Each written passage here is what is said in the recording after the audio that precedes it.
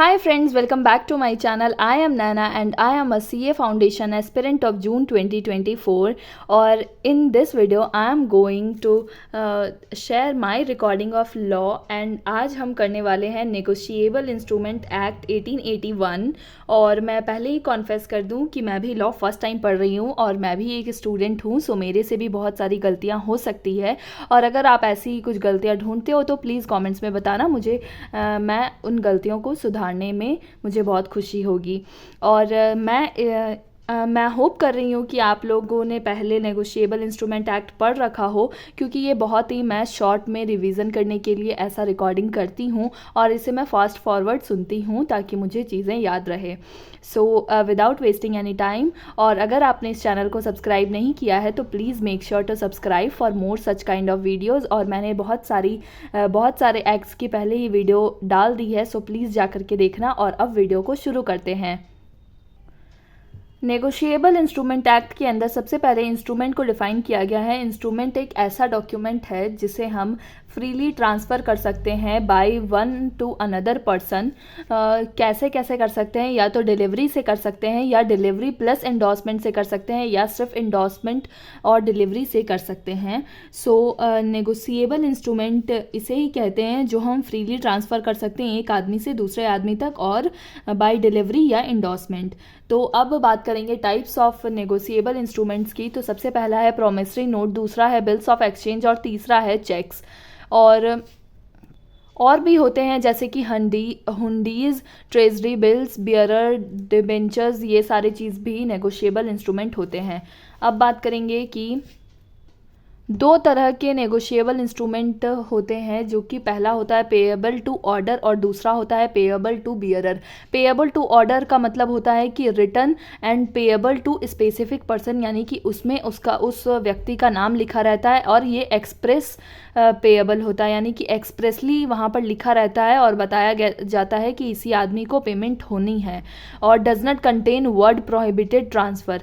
और जो दूसरा तरीका होता है वो पेएबल टू बियरर होता है, यानी कि जिसके पास डिलीवरी गया, जैसे कि हमारे करेंसी नोट्स भी एक तरह के बियरर होते हैं, जो कि जिसके पास गया वो उसी के पास वैल्यू ऐड करता है, और ही इज़ द ओनर, जिसके पास जाएगा वही ओनर होता है, और ये भी एक्सप्रेस होता है। उसके बाद बात करेंगे कैरेक्टरिस्टिक्स की, क्या क्या कैरेक्टरिस्टिक्स होती है। तो मस्ट बी इन राइटिंग होना चाहिए, साइंड होना चाहिए, फ्रीली ट्रांसफरेबल होना चाहिए, holders title free from defect होना चाहिए, any number of time transferred until satisfaction, कितने भी बार ट्रांसफ़र हो जाता है जब तक सेटिस्फैक्शन ना हो। प्रॉमिस ऑफ मनी होना चाहिए, सम ऑफ पेमेंट, टाइम पेई, अब ये सब सारी चीज़ें सर्टेन होनी चाहिए। इंस्ट्रूमेंट मस्ट बी डिलीवर्ड होना चाहिए। नेक्स्ट बात करेंगे प्रॉमिसरी नोट को कैसे डिफाइन किया गया है। When a person promise to pay sum of money by a document, such document is called a promissory note. ये क्रिएटेड बाय डेटर या मेकर होता है। ये कौन बनाता है? सो ये डेटर बनाता है, यानी कि देने वाला बनाता है। और ये मस्ट बी इन राइटिंग होना चाहिए। मस्ट प्रॉमिस यहाँ पर ज़रूरी होता है। डेफिनाइट एंड अनकंडीशनल होना चाहिए। प्रॉमिस जो है वो अनकंडीशनल होना चाहिए। डेफिनाइट अमाउंट यानी कि 5,000, 10,000 ऐसे अमाउंट डेफिनाइट होने चाहिए। बट यूनिवर्सल ट्रुथ जो है कंडीशन में चलेगा, जैसे कि अनकंडीशनल होना चाहिए पर यूनिवर्सल ट्रुथ वाली चीज़ें चलेंगी। साइन बाय मेकर होना चाहिए। मनी का यहाँ पर बात होना चाहिए। सर्टेन सम होना चाहिए। मेकर एंड पेई जो है वो डिफरेंट पर्सन होना चाहिए, एंड डेफिनाइट होना चाहिए। मेकर जो है ओनली द आरबीआई और सेंट्रल गवर्नमेंट कैन इशू। जो बियरर प्रॉमिसरी नोट है वो सिर्फ और सिर्फ सेंट्रल गवर्नमेंट और आरबीआई ही इशू कर सकती है। नॉर्मल पब्लिक इसे इशू नहीं कर सकता है, ये आरबीआई एक्ट में लिखा गया है।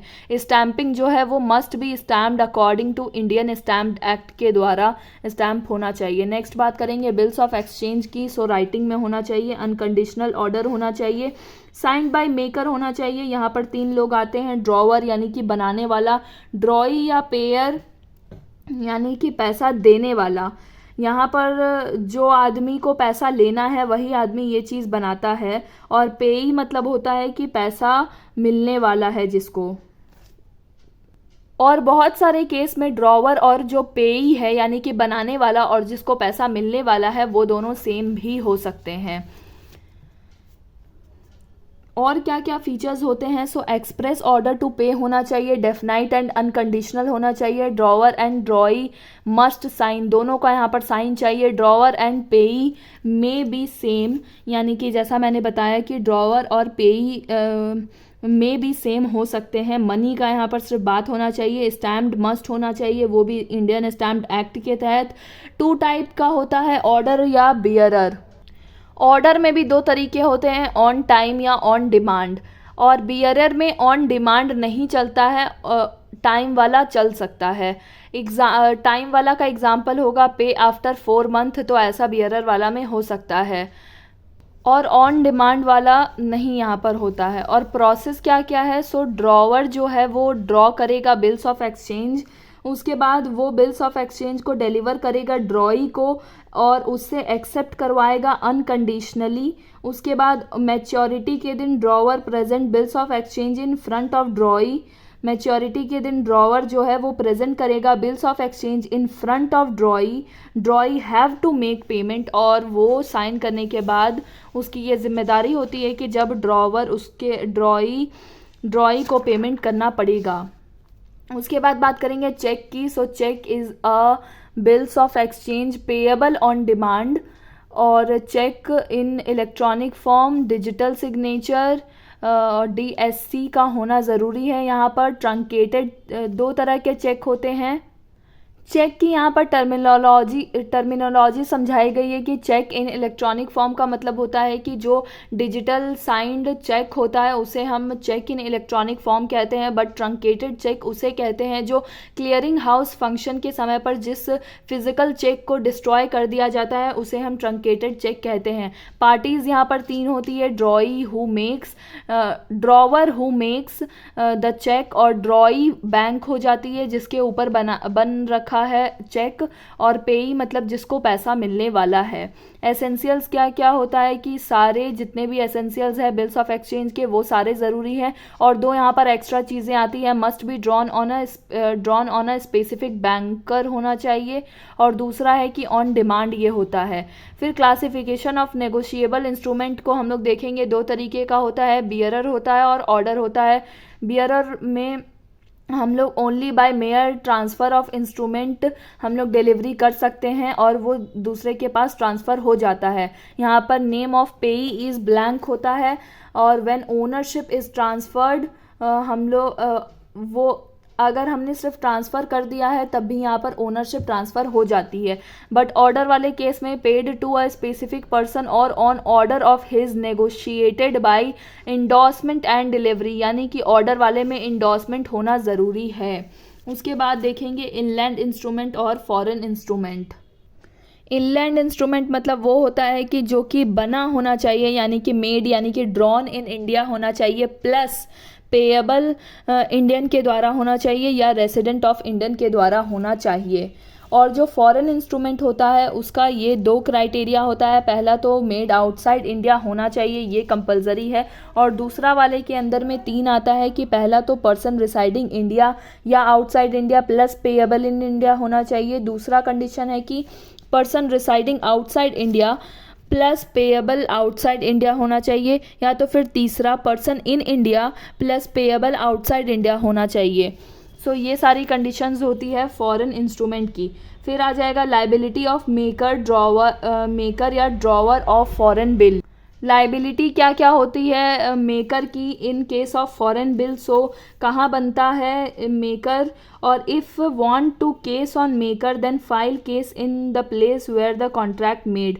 अगर तुम मेकर के ऊपर केस करना चाहते हो तो वैसी जगह पर करो जहाँ पर कॉन्ट्रैक्ट बना था, और अगर वेयर एक्सेप्टिंग इंडोर्समेंट पेई, और अगर जहाँ पर एक्सेप्टेंस हुआ था, इंडोर्समेंट हुआ था उस जगह पर अगर पेई को आपको केस करना है, पेई के ऊपर करना है, तो जहाँ पर एक्सेप्टेंस हुआ था और इंडोर्समेंट हुआ था वहाँ पर जा कर के करो। If want to file a case on payee then file case in place he reside, यानी कि पेई रिसाइड। उसके बाद देखेंगे इनकोएट इंस्ट्रूमेंट और एम्बिगुअस इंस्ट्रूमेंट। इनकोएट इंस्ट्रूमेंट मतलब होता है इनकम्प्लीट, जो कि एग्जाम्पल के लिए not sign, not amount return, इस तरह की इंस्ट्रूमेंट को हम लोग इनकोएट इंस्ट्रूमेंट कहते हैं। लेकिन एम्बिगुअस इंस्ट्रूमेंट वो होता है जो कि give choice to holder between bills of exchange और प्रॉमिसरी नोट, जो चॉइस देता है बिल्स ऑफ एक्सचेंज के ऊपर और प्रॉमिसरी नोट के ऊपर। If he decides any one of them he can't be able to change the kind, अगर उसने एक डिसाइड कर लिया कि वो ये चूज़ कर सकता है, सो वो बाद में फिर चेंज नहीं कर सकता है। आगे बढ़ेंगे और देखेंगे नेगोशिएशन यानी कि ट्रांसफ़र ऑफ नेगोशिएबल इंस्ट्रूमेंट। सो पहला तो बियरर और दूसरा ऑर्डर। बियरर में सिर्फ बाय डिलीवरी होता है, सो बाय डिलीवरी जो है वो एक्चुअल भी हो सकता है और कंस्ट्रक्टिव भी हो सकता है। ऑर्डर जो है, बाय ऑर्डर जो होता है वो इंडोर्समेंट होना ज़रूरी है प्लस डिलीवरी, साइन करके दूसरे को देना पड़ेगा, नाम लिख करके, इस चीज़ को हम लोग इंडोर्समेंट कहते हैं। Importance of delivery in negotiation. Importance क्या है डिलीवरी की? सो एक्चुअल में हैंड टू हैंड डिलीवरी होना चाहिए, कंस्ट्रक्टिव में डिलीवरी बाय एजेंट, सर्वेंट, ये सब चीज़ चलता है। इंस्ट्रूमेंट इज कंडीशनली और for a special purpose only, the property in it does not pass to the transferee even though it is endorse to him unless the instrument is negotiated to a holder in due course. Holder in due course के पास आने से सारे पहले पाप धुल जाते हैं, प्रायोरिटी।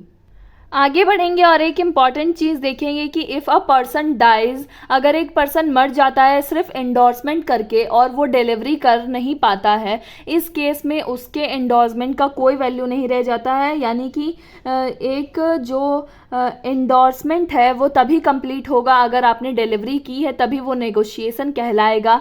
एंड हैव टू, और उसके जो लीगल रिप्रेजेंटेटिव्स को है, have to make new instrument, they can't only negotiate, यानी कि अगर वो चाहे कि वो इसे डिलीवर कर दे सो वो नहीं कर सकते हैं। Delivery when effective between the parties, delivery कब इफेक्टिव होती है between the parties? Immediate relation होना चाहिए, सो एक्सेप्ट करो, एंडोर्स करो। कंडीशनल इंस्ट्रूमेंट के केस में first accomplish condition then only transfer होता है। उसके बाद नेक्स्ट टॉपिक पढ़ेंगे dishonour of cheque for insufficiency of funds in the accounts. अगर आपके अकाउंट में फंड्स नहीं है तो डिसऑनर हो गया चेक, तो फिर क्या क्या होता है? Dishonour of cheque insufficiency etcetera of funds in the accounts, section 138 apply हो जाएगा only for the liability, only debt और नॉट गिफ्ट या मोरल, ये सब नहीं होना चाहिए। 2 साल की जेल हो जाएगी या तो फिर आपके अमाउंट से 2 गुना अमाउंट वसूला जाएगा। लेकिन इस चीज़ में ये ध्यान रखना है कि वो चीज़ें गिफ्ट और मोरल वैल्यूज़ के लिए नहीं दी जानी चाहिए, सिर्फ डेट के केस में ये वाला पनिशमेंट लागू होता है, या यूँ कहूँ कि सेक्शन 138 लागू होता है। बैलेंस इनसफिशिएंट हो तभी ये, बैंक बैलेंस इनसफिशिएंट हो तभी ये चीज़ लगता है। और within the validity earlier present cheque, usually cheque का जो वैलिडिटी पीरियड होता है वो 3 मंथ्स होता है। आप नोटिस दो, अगर 30 दिन का समय होता है, 30 दिन के अंदर में bank gave knowledge to you and he paid in next 15 days, then don't go to the court. Means 3 महीने के अंदर में चेक को आपको बैंक के पास लाना है। अगर उससे आज पता चला, अगर मुझे आज पता चला कि उसके बैंक अकाउंट से में पैसे नहीं हैं और चेक डिसऑनर हो गया है, तो मैं उसे 30 दिन का नोटिस दूंगी और 15 दिन का वेट करूंगी, और फिर भी अगर उसने नहीं दिया तो फिर मैं केस करूंगी। Presumption in favour of holder क्या क्या होता है? प्रिज्यूम करेंगे कि चेक लाइबिलिटी के लिए है, पर अगर ड्रॉई प्रूव कर देता है कॉन्ट्रैरी इंटेंशन अगेंस्ट पे, यानी कि अगर वो प्रूव कर देता है कि ये किसी चैरिटेबल चीज़ों के लिए या गिफ्ट या ऐसी चीज़ों के लिए था, तो फिर इसमें ये चीज़ें नहीं होगी, तो फिर उसे पनिशमेंट नहीं मिलेगा। चेक लाइबिलिटी के तौर पर नहीं दिया गया था। उसके बाद एक टॉपिक आता है defence which may not be allowed in any prosecution under section 38, यानी कि ड्रॉवर ये नहीं बोल सकता कि वो कुछ भी नहीं जानता, वो भोला नहीं बन सकता है कि उसका चेक डिसऑनर कैसे हो गया, और उसकी जिम्मेदारी है कि उन 3 महीने में हर समय सफिशिएंट अमाउंट डाल करके रखो जितने का तुमने चेक काटा है। उसके बाद नेक्स्ट टॉपिक आता है presentment of instrument. So 2 category में पढ़ेंगे, बिल्स ऑफ एक्सचेंज और प्रॉमिसरी नोट या चेक। बिल्स ऑफ एक्सचेंज वाले में प्रेजेंट करना है ड्रॉवी को चेक एक्सेप्टेंस के लिए, और प्रॉमिसरी नोट या चेक के केस में प्रेजेंट करना है पेमेंट के लिए। सो बिल्स ऑफ एक्सचेंज वाले में जब हम लोग प्रेजेंट करते हैं एक्सेप्टेंस के लिए तो साइन एक्सेप्ट करना है। साइन अगर उसने कर दिया तो फिर साइन करने के बाद वापस से प्रेजेंट करना है पेमेंट के लिए, लेकिन अगर उसने साइन नहीं किया है, रिजेक्ट कर दिया, सो डिसऑनर हो गया वहाँ पर नॉन एक्सेप्टेंस की वजह से। और जब आपने प्रेजेंट किया है पेमेंट के लिए तब फिर पेमेंट मेड या तो होगा या तो फिर पेमेंट नॉट मेड होगा। तो अगर पेमेंट मेड होता है तो डिस्चार्ज ऑफ नेगोशिएबल इंस्ट्रूमेंट हो गया, और अगर पेमेंट नॉट मेड होता है तो dishonour due to non payment हो गया।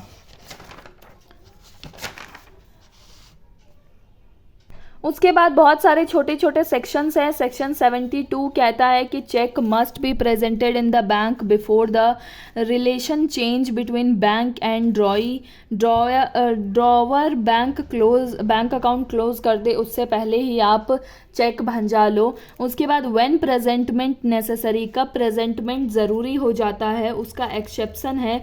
एक्सेप्शन ऑफ प्रेजेंटमेंट कब कब होगा। सो पहला पॉइंट है if holder is finding the payer. पहला पॉइंट इसमें हो जाएगा कि intention prevents then assume dishonour. दूसरा पॉइंट हो जाएगा कि stop place of business and documents, यानी कि पेयर जो है वो अपना बिजनेस का प्लेस भी बंद कर चुका है और डॉक्यूमेंट्स ये सब भी नहीं है। And document says to find the business place, और डॉक्यूमेंट उसका कहता है कि बिजनेस वाले प्लेस पर आना, लेकिन उसका प्लेस ऑफ बिजनेस ही बंद हो चुका है, देन एज्यूम डिसऑनर। उसके बाद तीसरा पॉइंट है नो एजेंट नॉर हिम, कोई भी नहीं मिल रहा है, ना ही उसका एजेंट मिल रहा है, ना ही वो खुद मिल रहा है, तो भी डिसऑनर मार लेना है। नो प्लेस मेंशन, अगर प्लेस मेंशन नहीं है और नॉट एबल टू फाइंड हो रहा है, सो फिर जहाँ मिले वहाँ पर पकड़ करके ले लो, या तो फिर नहीं मिले तो वो डिसऑनर मान लिया जाता है। नेक्स्ट पॉइंट है if drawer does not suffer any damage then also not to present. Liability of banker for negligently dealing with bill presented for payment. Section 77 ये कवर करता है कि bills of exchange if bank default करता है तो वो compensate करेगा holder को। फिर आगे बढ़ेंगे, रूल्स ऑफ कंपनसेशन देखेंगे। अगर इस केस में ए जो कि ड्रॉवर है उसने बी से पैसा लेना है, पेई है बी, और पेई ने आगे पहुंचाया है सी को, यानी कि उसने आगे बढ़ाया है, नेगोशिएट किया है सी को, देन डी को, देन ई को, और ई अब जा रहा है ए से मांगने, और वो अगर चेक डिसऑनर हो जाता है तो वो प्रोटेस्ट करेगा और नोटेरी के पास भी जाएगा, और जो नोटेरी का होगा पैसा, सो वो वाला भी पैसा वो ऐड बैक करके ई कैन रिकवर फ्रॉम ए, और वो पैसा जैसे मान लो 10,000 रुपये था और प्लस 500 नोटेरी का लगा, तो दोनों अमाउंट वो ए से रिकवर कर सकता है। इस केस में नोटेरी का भी अमाउंट पे करना पड़ेगा ए को, क्योंकि उसकी वजह से नोटेरी का खर्चा हुआ है ई को। और इन केस ऑफ फॉरेन थिंग्स, यानी कि अगर मिस्टर ए इंडियन है और मिस्टर ई फॉरेनर है, तो उसके पास जो भी सम आएगा वो करंट एक्सचेंज रेट के ही रिलेशन में होना चाहिए, यानी कि करंट एक्सचेंज रेट जितना चल रहा है उतना ही का होना चाहिए। दूसरा है कि E can sue anyone B C D, वो ई जो है वो किसी को भी सू कर सकता है बी सी डी को। And now B can get 18% interest on amount 10,500 until he get money from A. Interest ले सकता है वो 18% इंटरेस्ट अपने मेन अमाउंट पर। और B can get money from A, और A can also issue new promissory note, but later the old dishonored one must attach to that new. वो लोग इंटरेस्ट भी, ए जो है वो इंटरेस्ट भी पे कर सकता है बी को, या तो फिर वो ए के लिए एक नया प्रॉमिसरी नोट भी इशू कर सकता है, लेकिन उसके साथ में जो डिसऑनर्ड वन है यानी कि पहला वाला प्रॉमिसरी नोट अटैच्ड होना चाहिए. सो यहाँ पर ख़त्म होता है हमारा negotiable instrument acts. And thanks for watching this video. अगर इस चैनल पर न्यू हो तो don't forget to subscribe my channel for more such videos. Bye bye.